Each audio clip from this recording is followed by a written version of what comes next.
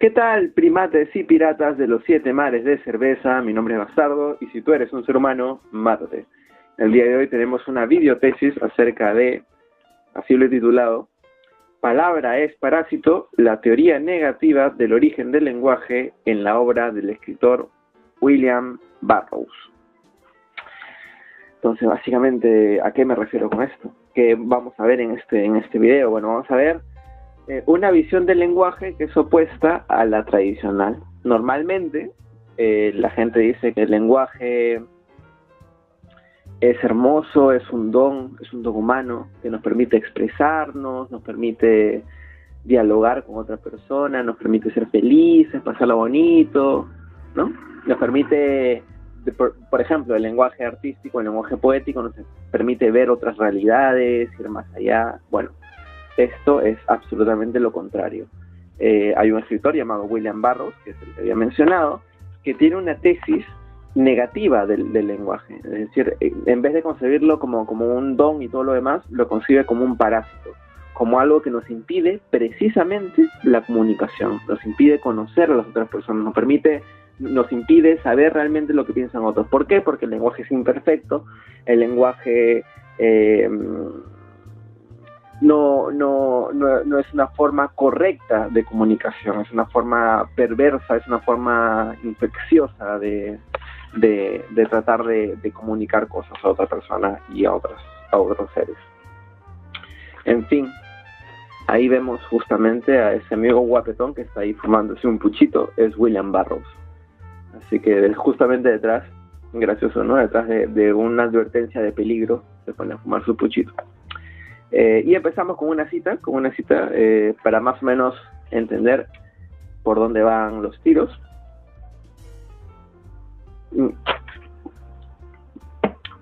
Y empezamos, ¿no? ¿Qué miedo los ha hecho refugiarse en el tiempo, en el cuerpo, en la mierda? Lo diré. La palabra extranjera, la palabra del enemigo extranjero, los aprisiona en el tiempo, en el cuerpo, en la mierda. Prisioneros, salgan. Los grandes cielos están abiertos. Yo, Hassan y Saba, borro la palabra para siempre. Suprimo todas las palabras de ustedes para siempre. Y también elimino la palabra de Hassan y Saba. A través de todos sus cielos, lean la escritura silenciosa de Brion Gysin, Hassan y Saba, trazada sobre Nueva York el 17 de septiembre de 1899. Esto es una cita de William Burroughs. Vemos por ahí que el apetito de Burroughs no solamente es criticar el origen del lenguaje, el lenguaje mismo, sino erradicarlo de nuestro organismo, erradicar el lenguaje de nuestro organismo.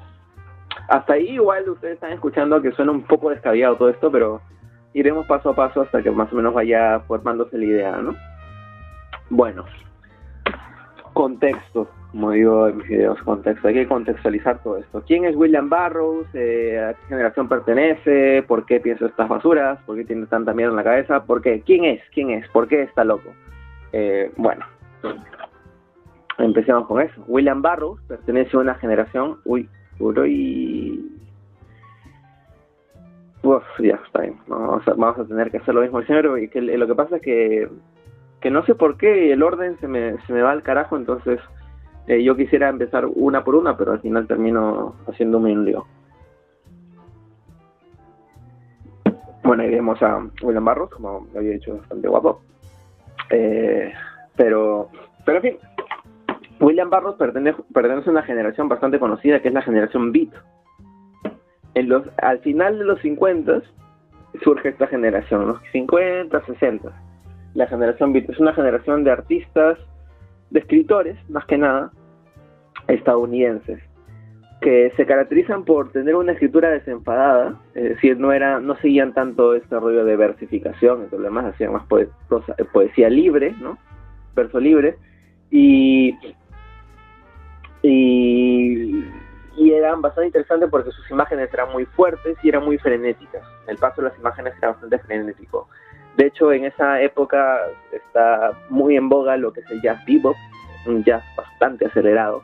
Y los escritores beats, de hecho, cuando los lees, pareciera que escriben con ese ritmo. Es como decir, yo quiero escribir un poema, pero quiero que suene con el ritmo de salsa, quiero que suene con el ritmo de una música punk.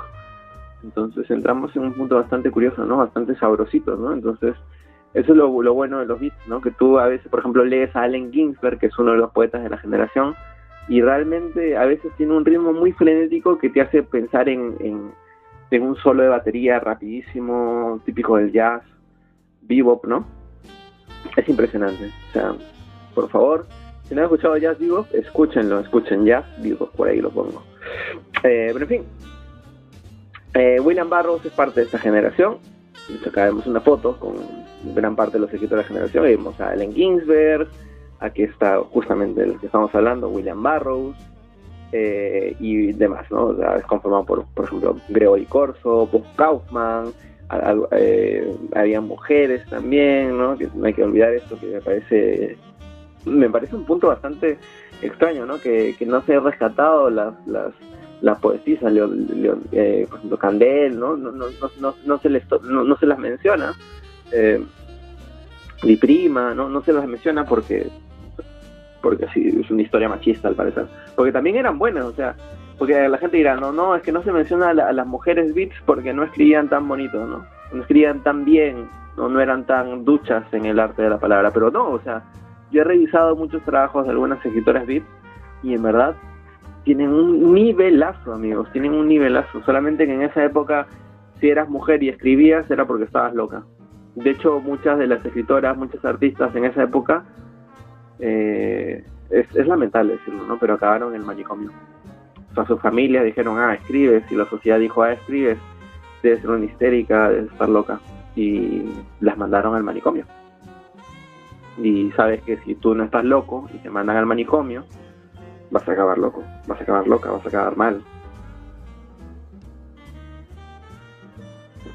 Pero bueno, más allá de mi indignación sobre este tema en específico, Burroughs pertenecía a esta generación, pero con la diferencia de que era un poco mayor, y era un poco más viejo, y nunca se llegó a sentir parte de la generación en sí. De hecho, por ejemplo, Allen Ginsberg se compra toda esta movida de los hippies, vemos un meme bastante gracioso, se compra la movida de los hippies, que pase amor y todo lo demás, y a William Burroughs no le hacía tanta gracia a los hippies, le parecían... Burroughs es el típico viejo que ve al joven como, ay, qué simpático, eres más o menos interesante, pero eres un imbécil, ¿no? O sea, eres un imbécil inocentón de mierda, ¿no? Pero, no sé, me cae bien, básicamente. Y bueno, la movida hippie, que en realidad yo también la detesto. De hecho, hay otro meme, ¿no? Silencio hippie de mierda. No me gusta mucho el hipismo. Más allá de su experimentación con drogas, bueno, igual se frieron el cerebro con las drogas porque consumían cosas y no había tantos estudios al respecto, pero en fin. Burroughs es de esta generación, se pueden entender dentro de este contexto de la generación beat, pero entendamos esto, que está más allá de la generación beat y está también un poco fuera, ¿no? Con un pie dentro, con un pie fuera. De hecho, el único autor que yo considero que ha sido inspiración de movimientos posteriores ha sido William Burroughs. De hecho, todos los autores de la generación beat son actuales, pero más actual me parece William Burroughs. De hecho, William Burroughs inspira a toda una nueva corriente que es el cyberpunk, ¿vale? El cyberpunk, que es una corriente artística basada en un futuro distópico en el que la tecnología es súper avanzada y el mundo es una distopía, ¿no? En el que la tecnología ha avanzado, el humano sigue siendo el mismo imbécil, la contaminación aumenta y el mundo ya no es dirigido por países, sino por corporaciones, por empresas. Parece un libro de historia actual, ¿no? Es lo que me gusta del cyberpunk viejuno, que en verdad lo lees y más parece que es un libro de descripción de esta época, ¿no? O sea, totalmente de avanzada, totalmente. Pero en fin, inspira al cyberpunk. ¿Y por qué lo digo? Porque de hecho hay una película que se llama Blade Runner, basada en un libro que es Los androides sueñan con ovejas eléctricas, de Dick. Y Blade Runner, ¿de dónde viene? ¿Qué significa Blade Runner? Bueno, Blade Runner es una expresión que se utiliza dentro de una de las novelas de William Burroughs. De ahí es extraída. Entonces ahí vemos más o menos que William Burroughs está bastante en boga, ha influenciado movimientos posteriores más allá de la generación beat. Pero bueno, lo que nos ha traído aquí, ¿no? La teoría negativa del origen del lenguaje en William Burroughs. Ya, empezamos con este monito simpático que lo está viendo fijamente. Y empezamos. La teoría bizarra del origen del lenguaje en Burroughs. El lenguaje debe de ser abolido. Esta premisa se encuentra incrustada en toda la obra de William Burroughs. Estoy leyendo. Bueno, este texto es un texto de una ponencia que había hecho hace un tiempo. Ponencia. En fin. Ya hace mucho tiempo que dejé de participar en conversatorios, en ponencias, en simposios de filosofía, de literatura, de derecho medioambiental. Ya no puedo más. Eso es evidentemente un punto aparte, ¿no? Pero si por alguna casualidad han entrado a una universidad recién y les venden esta idea de prestigio, ir a coloquios internacionales con otros especialistas, sepan que es una venta de humo tremenda, es una lacra. Investiguen por su cuenta y salgan de esos ambientes de mierda, en verdad. La academia lo único que hace es cagarte la vida. No sirve. Si realmente quieres ser bueno en lo que haces, sale de la academia. Cuanto antes. Porque puedes tener muchos reconocimientos como soy de puta madre, pero no eres de puta madre en el fondo. Y es una cruz con la que no deberías cargar. En fin. mi odio me lleva a hablar de cosas que en verdad se salen del tema, pero eso sí. Suelo odiar, me gusta odiar. No concibo una vida feliz que no implique el odio de por medio. El odio es sano, el odio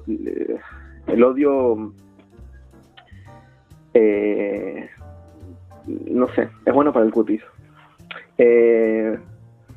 Su concepción negativa del lenguaje es la causante del contenido sinárquico de su pluma y de sus experimentos de destrucción de la palabra por medio de la palabra. Es evidente que antes de evaluar sus obras y sus técnicas literarias, y para descubrir cómo se fundamenta su odio y rechazo hacia el lenguaje, primero debemos analizar a profundidad su bastante pintoresca teoría del origen del lenguaje. El texto más claro, en el cual William Burroughs versa sobre el origen del lenguaje, o sea, cómo pudo haber surgido el lenguaje, es un texto llamado La Revolución Electrónica, Electronic Revolution. Ensayo que además es uno de los textos más desconocidos del autor, cosa curiosa, ¿no? A pesar de que en él se concentran las claves para descifrar todos los recovecos de su pensamiento. William Burroughs, y eso es a lo que voy diciendo, toda su obra, toda su literatura es en base a que el lenguaje, ¿no?, como el cual nos expresamos, es un enemigo, es un virus y que tenemos que destruir. Entonces toda su obra es tratar de explicar esto y tratar de buscar técnicas a través del lenguaje mismo para destrozar el lenguaje. Entonces resulta curioso que el ensayo donde explica por qué para él, explica más claramente, ¿no?, por qué para él el lenguaje es un virus, sea una de las obras más desconocidas de él. Es bastante curioso. Hay mucha gente que lee a Burroughs, pero no ha leído el ensayo principal de Burroughs, ¿no?, donde explica pseudo filosóficamente y pseudo científicamente por qué creen estas cosas. En fin. En La Revolución Electrónica, Burroughs afirma que el lenguaje no ha surgido de manera natural. No ha surgido de manera natural el lenguaje, porque la gente dice, no, bueno, el lenguaje poco a poco ha ido surgiendo a través de necesidades, ¿no? De pronto dejamos de ser nómades o no sé, cosas así, ¿no? Necesitábamos comerciar ciertas cosas, intercambiar productos con otras tribus y necesitábamos un lenguaje, una forma de comunicarnos. Y a pesar de ciertas cosas más complejas, ¿no? Pero en fin, él dice que no ha surgido de manera natural. De hecho, cito La Revolución Electrónica, él dice: la mutación realizada en algún remoto primate antepasado nuestro. Hay un librito interesante de Julian Jaynes titulado El origen de la conciencia en la crisis del cerebro bilobular. Trata del lenguaje, pero por supuesto elude el problema del origen último del habla. Es lógico advertir que tienen que haber existido fuerzas extrañas actuantes desde el principio. La palabra nos fue donada. Algún fenómeno extrahumano, extra primate, produjo este virus, ese contagio. O sea, ¿qué quiere decir esto? La teoría de Burroughs es que el lenguaje no apareció de manera natural, entonces probablemente, lo que dice William Burroughs, cayó un asteroide, imagínense que cae un asteroide en la Tierra, y dentro del asteroide hay una forma de vida extraterrestre, justamente, ¿no? Que está fuera de la Tierra. Entonces eso es lo que sugiere, ¿no? Extra primate, extra humano, ¿no? Entonces, por ejemplo, un asteroide, lo que imagino yo, cae en la Tierra, y cuando el primate tiene contacto, el mono sin habla tiene contacto con el asteroide, se contagia de esta forma de vida que tiene el asteroide, que no tiene que ser como nos imaginamos la vida, un ser moviéndose, sino puede ser algo un poco más ectoplasmático, no sé, ¿no?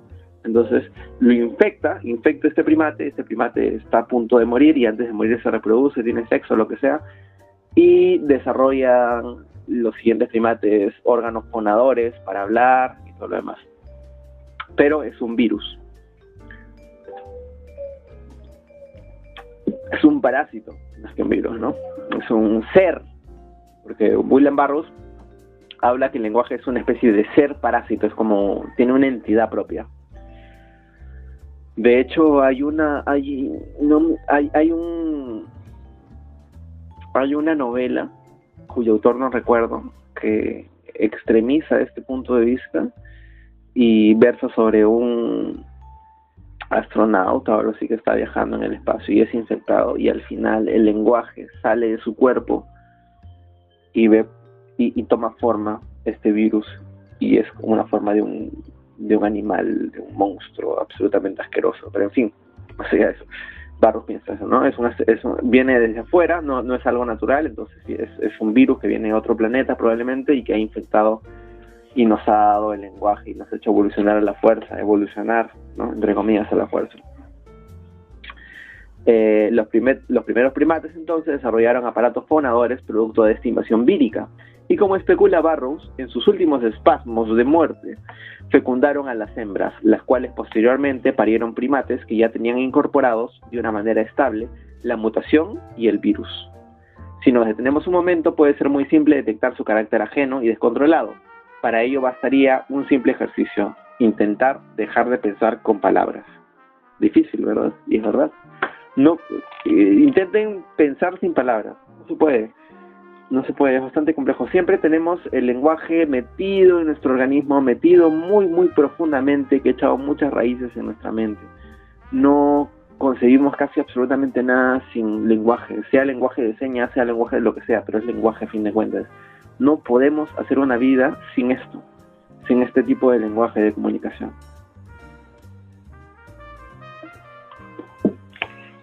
Por eso es dificilísimo para un maestro zen dejar de pensar en palabras. De hecho, dicen que puedes alcanzar la iluminación si simplemente nublas tu mente en lo que demora una hormiga de llegar de acá hasta acá.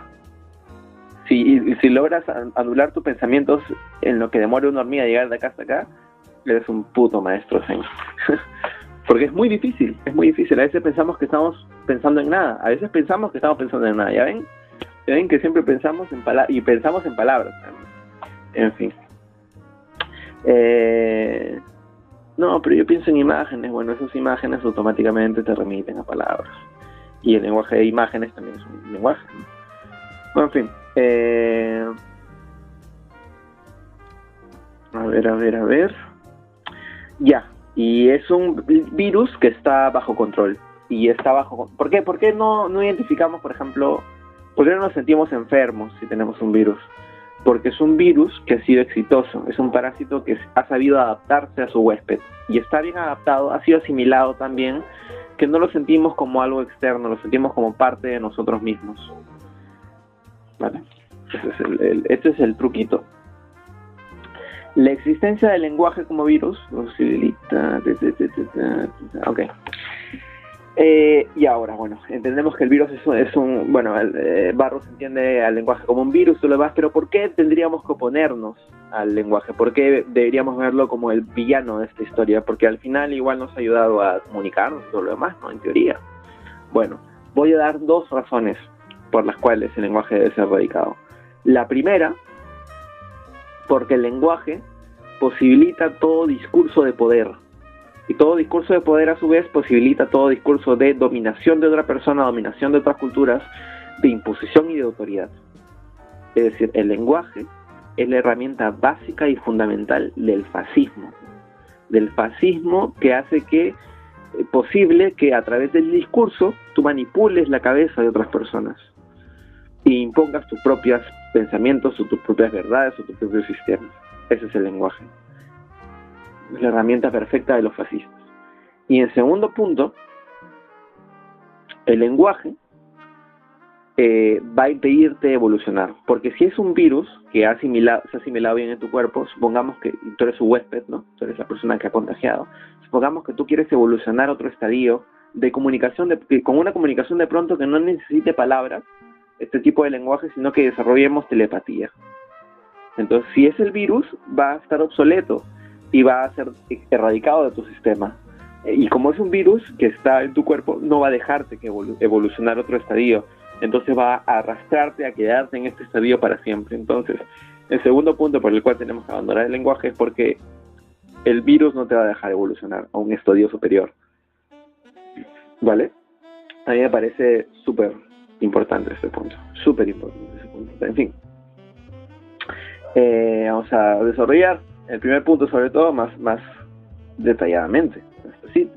Esta cita de mí mismo, un besito a mí mismo, qué horror, qué espanto, Dios mío.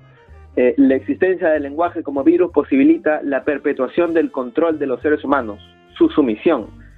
Partiendo de la tesis burroughsiana, el virus del lenguaje, una vez instalado en nosotros, no permitirá que mutemos nuevamente a un mejor estadio, que es el segundo punto por el cual debemos dejar atrás el lenguaje. Es decir, como todo virus que desea conservar a su huésped el máximo de tiempo posible, no permitirá el menor cambio de él, un cambio que implique su destierro. Burroughs entiende que la única forma de dar un nuevo salto evolutivo es, primero, abandonar el lenguaje, sacarlo por completo de nuestro organismo, pues mientras nos posea no habrá ninguna esperanza factible. Por otro lado, Burroughs, en sus obras, igual, en fin, lo pronuncio como quiero, se empecinará a demostrar, los nazis del lenguaje de la pronunciación, porque no han llegado a mi casa, no me han disparado, bueno, en fin, da igual, jodan. Se empecinará a demostrar una serie de personajes entre políticos, doctores, mafiosos, agentes malignos, que son de cierto modo vampiros que maximizan e inoculan el virus del lenguaje a los hombres. El lenguaje, pues, y no es novedad saberlo, es una herramienta de sumisión. Permite el ejercicio de poder, la persuasión, la seducción, la imprecisión, la justificación de cualquier postura, etc. Para Burroughs es imprescindible sabotear estos discursos de poder, haciéndole modificaciones al lenguaje y los discursos mismos, y para ello propondrá diversas técnicas que explicaremos a continuación. Y este es otro punto importante en esta videotesis. Técnicas para destruir el lenguaje o sabotearlo. Y aquí tenemos que introducir ahí vemos a Boylan Burroughs drogándose, pero en fin, pasemos de esto. Era un junkie también. En fin. Durante un periodo de su vida bastante emblemático, William Burroughs comienza a frecuentar a un pintor llamado Brian Gysin. Ahí lo vemos a los dos juntos. De hecho, este es William Burroughs, ¿no? Acá lo vemos frente a una máquina, que es un poco extraña, y al otro lado vemos a Brian Gysin, que es su querido amigo. Esta máquina la llamaron la Dream Machine o la máquina de los sueños, y según ellos generaba cierto patrón de luces que inducía un estado alterado de conciencia sin uso de drogas. Pero como vemos, también probaba drogas, así que no sé, pero también podría hacerlo sin drogas, de puta madre. En fin, durante un periodo muy emblemático de su vida, William Burroughs conoce a Brian Gysin, que era un personaje bastante interesante. Esta personalidad, de hecho, sugerente casi tanto como la de la Lucien Carr, No es muy conocida. Lucien Carr era a todo esto, ¿no? O sea, las personas que... Hay personas que les encanta la generación beat y conocen muchos autores, pero hay una personalidad que no suelen conocer, que es la personalidad de Lucien Carr. Lucien Carr era la persona que no escribía una mierda, o escribía mal, pero era el más carismático del grupo. De hecho, propició que el grupo existiera, pero dejado de lado en la historia, ¿no? Entonces, no es muy conocida, la de Brian Geising tampoco, ¿no? No es muy conocida dentro de la historia oficial, la historia que encontramos en los libros sobre la generación beat, precisamente. Pero por ello mismo, porque no lo encontramos en estos libros de mierda, por esa omisión babeante, estúpida, habría que sospechar que Brian Geising precisamente fue una figura de inminente importancia. Es usual pensar que Burroughs inventó de la nada sus técnicas experimentales, pero no. Las aprendió, sobre todo la más experimental, de este sujeto, de Brian Geising. ¿Qué aprendió de Brian Geising? Ahí lo vemos comiendo ahí con el puchito nuevo, con su amiguito, los dos bastante simpáticos. Brian Geising, de Brian Geising aprendió dos cosas puntuales. Primero, la técnica que usó Burroughs en todas sus obras, que es la técnica del cut-up, ¿no? Del cut-up, de generar textos un poco extraños que le voy a explicar. Y la segunda cosa que aprendió fue un poco de historia acerca de un personaje particular llamado Hassan Isaba, o el viejo de la montaña. Empecemos con lo segundo, ¿no? Empecemos con lo segundo. Brian Geising estaba muy influenciado por una cultura un poco oriental y también un poco de cultura persa y en fin. De hecho, ahí lo vemos, ese es Brian Geising vestido, ¿no? Así, alienándose de puta madre, ¿no? Es Hassan Isaba. Bueno, y Hassan Isaba le comenta de la existencia de un personaje bastante importante, ¿no? Hassan Isaba estaba muy familiarizado con la personalidad de un ser que realmente, una persona que realmente existió, realmente existió, es un personaje histórico, pero su vida está llena también de cosas que tú no sabes qué cosas son ciertas y qué cosas son falsas.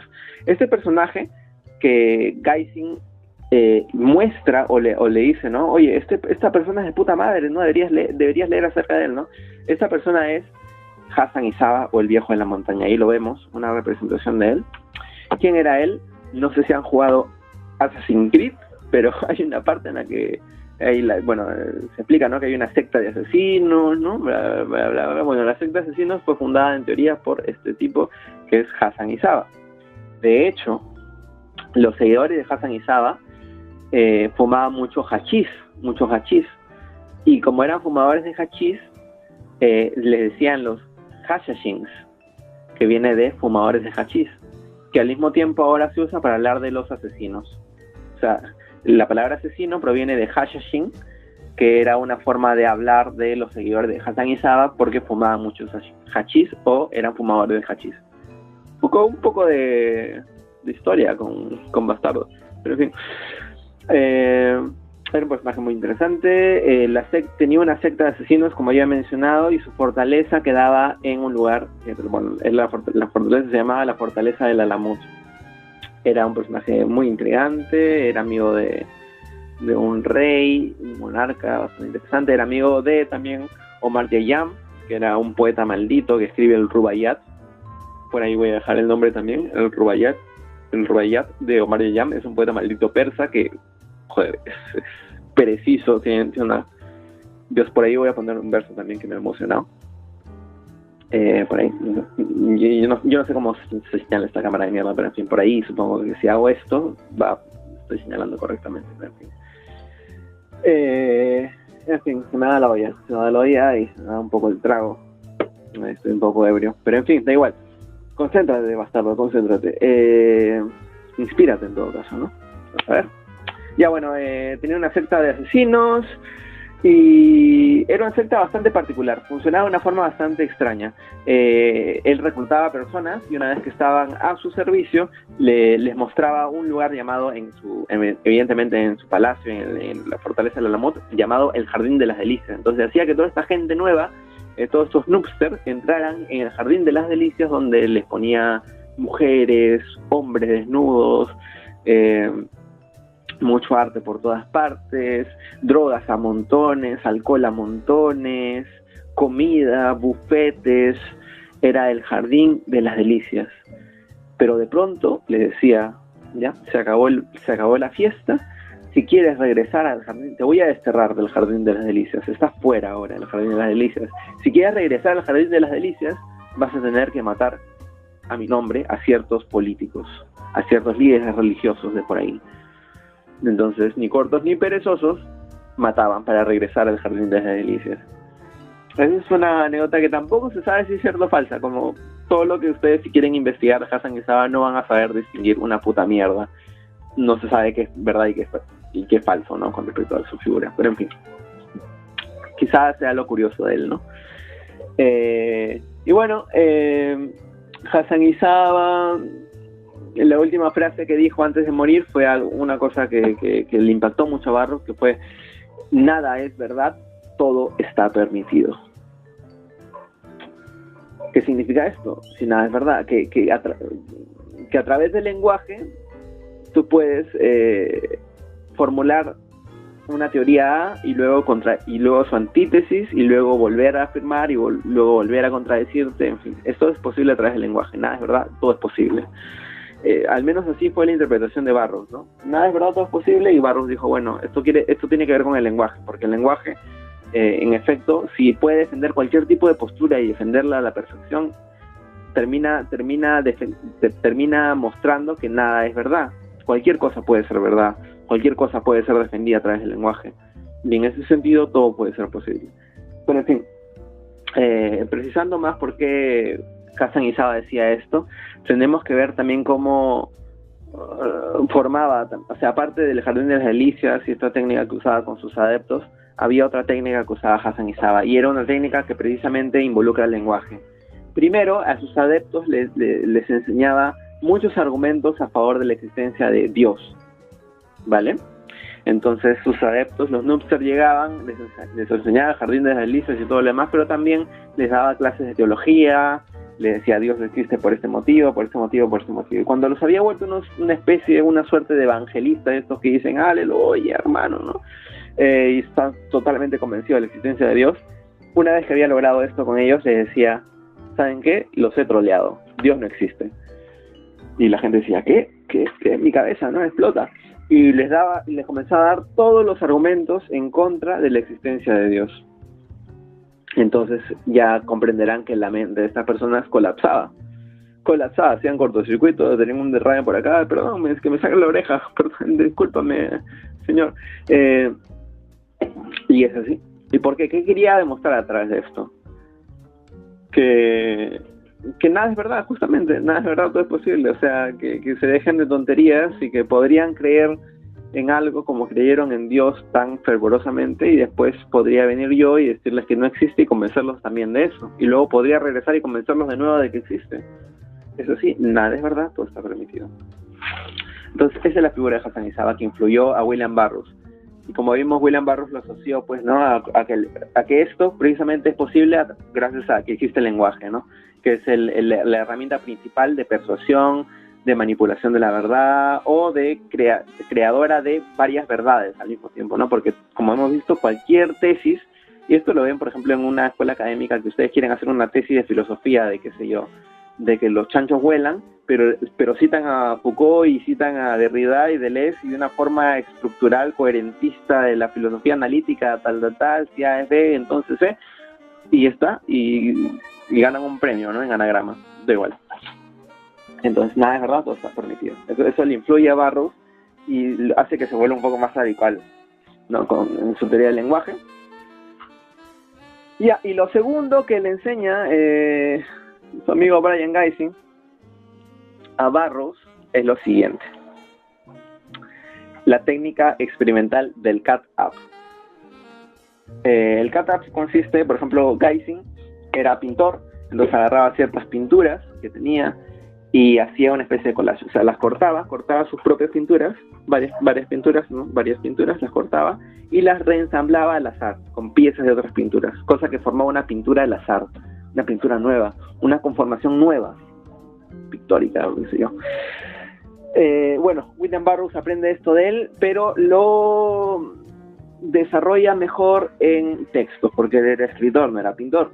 Entonces comienza a hacer lo mismo. Entonces agarra un periódico, agarra una revista, la corta las secciones, y una vez que tienen las tiras, ¿no?, los cuadritos, los reensambla y crea nuevas conformaciones de texto. ¿Qué es lo importante aquí? Que tú dirás, bueno, pero es un jueguito nada más, es el Katab. No. De hecho, por ahí voy a poner un video para que se entienda mejor cuál es la perspectiva del autor en específico, ¿ya? Así que vamos a verlo y luego comentamos esto, ¿no? There are, of course, many ways in which cut-ups can be done. One very simple way that I've used frequently is just take a page, cut it down the middle and across the page, so you now have 4 sections, and you rearrange the sections in a different order. And when this happens, of course, you get new word combos. You also get new words created by the cut-up.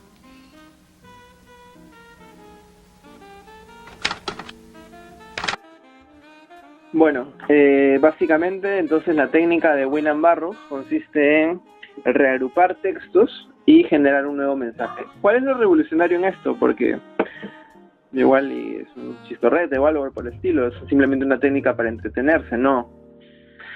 Lo que dice William Burroughs es que, por ejemplo, imagínense que están haciendo un poema, ¿vale? Y necesitan, y tienen que empezar el poema. ¿Con qué palabras empiezan? Entonces dicen, bueno, yo quiero escribir acerca de esto, este tema en particular, entonces voy a empezar diciendo, los billetes caen en forma de signos de la muerte, ¿no? Es un ejemplo así. Entonces luego dice, no, luego tu mente dice, no, quizás no debería empezar con los billetes, debería empezar con algo un poco más profundo, ¿no? El ocaso de mi alma, ¿no? En fin, esto quiere decir que tenemos una especie de censura incorporada ya en nuestra mente. Entonces, cuando ya queremos hablar, por más que intentemos hablar en verso libre, hacer un poema en verso libre y todo lo demás, sin respetar métrica, eso no interesa, porque la misma selección de palabras, las palabras iniciales, las palabras que utilizamos, incluso siendo libres, ya tienen de por sí una censura que tiene que ver con nuestro filtro de realidad y todo lo demás. Entonces, ¿de qué forma sí se pueden crear mensajes, sí se pueden crear conformaciones de texto, sentencias que sean absolutamente azarosas? A través del Katab, diría Burroughs. ¿Por qué? Porque el Katab justamente mezcla textos y crea sentencias al azar. Y son conformaciones de textos nuevos. Según lo que dice Burroughs, utilizas el lenguaje de una forma tan anómala, tan bizarra, tan extraña, que generas ideas que no podrías haber generado usando el lenguaje en un estado natural, ¿no? Que es un estado anómalo. Entonces, utilizando el lenguaje, según Burroughs, puedes rasgar el velo de malla mismo del lenguaje y salir afuera o expresarte en contra del lenguaje o lo que sea, ¿no? Es un poco complicado de explicar, pero espero que me hayan más o menos entendido. Con el Katab puedes generar mensajes que no podrías conformar usando el lenguaje de manera tradicional. Y es una forma de salir del lenguaje con el lenguaje. Justamente ahí está lo radical del Katab, ¿no?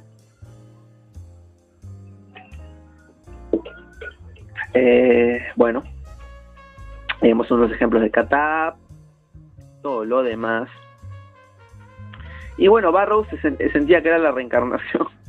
De hecho, acá sí pongo comparto una imagen de una obra que es Burroughs para principiantes, con un apartado gráfico realmente excelente, ¿no? Donde William Burroughs reconoce que es una especie de reencarnación de Hassan Isaba. Y en fin, ya habla de las religiones un rato, ¿no? Menciona las religiones del Dios único prometen inmortalidad para todos, solo rezar y creer. Cree una mentira evidente y reza a un farsante desvergonzado. Contempla sus tierras de occidente, eso es todo lo que puede ofrecer su Dios. Yo digo que ha llegado la hora de crear nuevos dioses, ¿no? Ay, en fin. No sé, William Burroughs con un cuchillo, con una espada, bastante curioso, pero en fin, no nos perdamos. Y acabando con estos ya llegamos a la conclusión y resolvamos una última pregunta. Si realmente logramos de alguna manera abandonar el lenguaje, ¿no? Evolucionar, ¿qué habrá después del lenguaje? ¿Cómo nos comunicaremos? ¿Qué habrá una vez el lenguaje sea abandonado? ¿Qué hay si ya no hay lenguaje? Bueno, William Burroughs piensa que el salto evolutivo podría darse si abandonamos el virus del lenguaje. Ya saboteado, en teoría todo sucedería de forma automática. El cat-up y otro tipo de experiencias podrían ser con alucinógenos, por ejemplo, mediante experimentos científicos, etcétera, quizá modificaciones corporales, ¿no? Esto del algoritmo que está de moda, ¿no? Quizá alguna modificación puede hacernos evolucionar también. Mediante experimentos científicos son herramientas para luchar contra la tiranía del lenguaje. Y en palabras de Burroughs, el hombre podría dejar de ser hombre para hacer algo más e ir al espacio exterior. Y bueno, al final, ¿qué hay detrás de esto? ¿Qué hay detrás de esta expresión del lenguaje sin lenguaje? Entonces Burroughs diría que lo que hay es una situación bastante extraña en la cual podríamos transmitir automáticamente nuestros pensamientos. O sea, podríamos comunicarnos sin palabras, sin lenguaje de señas y todo lo demás, sino podríamos comunicarnos justamente como la imagen telepáticamente. De hecho, ahí vemos al profesor Charles Xavier diciendo: Wolverine, tráeme una pizza de queso. Podría más o menos podríamos hacer lo que hace Charles Xavier, ¿no? O sea, una comunicación telepática. Eso es lo que vendría a decir William Burroughs, ¿no? Que podría lograrse una comunicación automática. Una ruptura entre el sujeto que conoce y el objeto conocido, en términos de meditación oriental. But you do consciously know it. You just said it. We're discussing it. Not consciously. This is all happening telepathically, non-consciously. What do you mean? If you look carefully at my lips, you realize that I'm actually saying something else. I'm not actually telling you about the several ways I'm gradually murdering Joan. About the housekeeper, Fidela, whom I've hired to make Joan deathly ill by witchcraft. About the medicines and drugs I've given her. About the constant nibbling away at her self-esteem and sanity that I've managed without being at all obvious about it. Entonces eso. El silencio también podría, bueno, o sea, todos quedarían en silencio y lograríamos este lenguaje telepático propiamente, ¿no? Es un lenguaje silencioso, el lenguaje telepático es un lenguaje silencioso. El silencio es una manera de explicar lo que sucedería una vez abandonado el virus del lenguaje, ¿no? De hecho, William Burroughs dice, ¿no? Busco un estado sin palabras, lo deseo, las palabras son una manera de hacer las cosas tipo alrededor del mundo, instrumentos toscos, y eventualmente serán dejadas de lado, probablemente antes de lo que pensamos. Las palabras, al menos en el modo que las usamos, se entrometen en lo que yo llamo la experiencia no corporal, y es hora de que dejemos atrás el cuerpo. Esto lo dice en un texto, pueden encontrarlo, ¿no? Llamado William Burroughs, un espectador para el film biológico. Finalmente podríamos dar fin a esta investigación y también a esta videotesis con una cita de William Burroughs sobre el papel del lenguaje, su papel como advertencia, una vez que se ha intentado romper con su uso habitual, que ya lo hemos intentado con el cat-up y todo lo demás, ¿no? Y es que la obra de William Burroughs es, sin duda alguna, una obra que hackeando el uso habitual del lenguaje, nos advierte en el momento exacto y nos hace libres. Cito y me despido. Vi la imagen de un globo que ascendía súbitamente, esto dice Burroughs. Imagínense un aerostato, ¿no? Elevándose. Algunas personas no soltaban las cuerdas atadas al globo. Son personas que están cayendo, de pronto es un aerostato y están a punto de caerse del aerostato y se han agarrado de la cuerda, ¿no? Que está abajo del aerostato, ¿no? Y no soltaban las cuerdas atadas al globo, y el globo subía por el aire. Segundos más tarde estaba a 30, 60 metros del suelo. Los que no se soltaron cayeron de 150 o 300 metros. Supongamos que estuvierais agarrado de una de esas cuerdas. ¿Lo hubieras soltado a tiempo? Tendrías muchas más posibilidades de soltarla a tiempo ahora que has leído este párrafo que si no lo hubieras leído. Escribir es algo. Es palabra de aviso. Suelta. justamente, bueno, con eso acabamos, pero básicamente resumir, no sé el lenguaje que hay, probablemente un lenguaje telepático sin palabras. Y podemos usar, según Burroughs, el lenguaje de una forma anómala.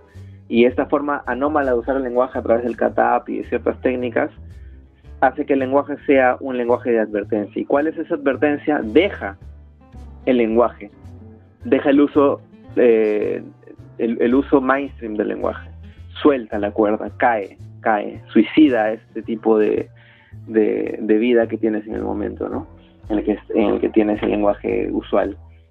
Trasciende el lenguaje, el uso usual del lenguaje a un uso anómalo, cosa que puedes erradicar este virus de tu organismo y luego evolucionar, ¿no? Posiblemente. Entonces así acabamos esta videotesis del lenguaje. Espero que haya sido de su agrado, discúlpenme si no ha sido muy ordenado, pero en fin. Y ya saben, el futuro es desarrollar el genoma X, contactar con Charles Xavier y, bueno, ser un X-Men, básicamente, ¿no? Así que ya saben, amigos, ayuden, no talen árboles, lean un libro y suerte con el genoma X. Ojalá tengan un buen poder, ojalá ayuden a la humanidad. Y ya saben, los centinelas y Magneto a veces son unas malas personas. Adiós.